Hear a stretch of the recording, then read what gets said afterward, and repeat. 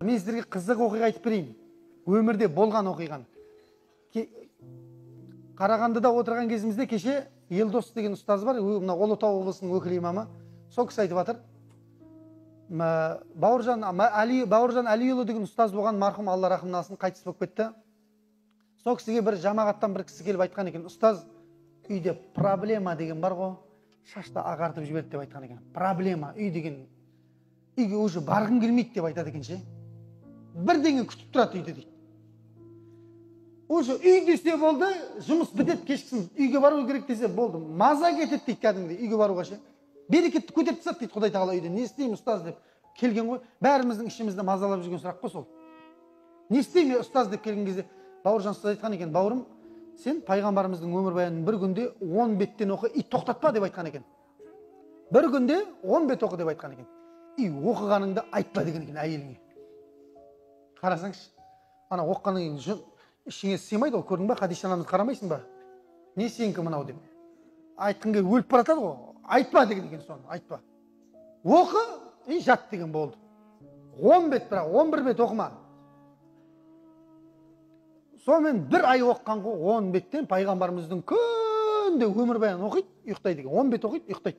Болды. Бір айдан кейін жеңгешке кепті ғой жаңа. Не, өзің оқи бересің ба не деп. Не оқырсың сен осы деп. Оқысай бізде тыңдайық деп. Сонымен жаңа жеңгешкемен бірге оқыған, кейін балдарды қосқан, 2 айдан кейін жаңа семья басқаша болып кетті дейді. Қараңыздар. Ұстаздың келіп бір жамағат маңдайынан сүйіп жатыр екен. Ұстаз, Алла разы болсын, шайқалып кетейін деп тұрған семьямыз талып қалды деп. Ей, маған емес, пайғамбарға рахмет айт. Пайғамбар үйіңе кіріп ет, берекет кірді деп айтты дейді. Көрдіңіздер ме? Пайғамбар үйден шығып кетсе, үйден берекет кетіп қалады. Ол кісі тірі күнінде қалай берекелі болды Халима анамыздың үйінде.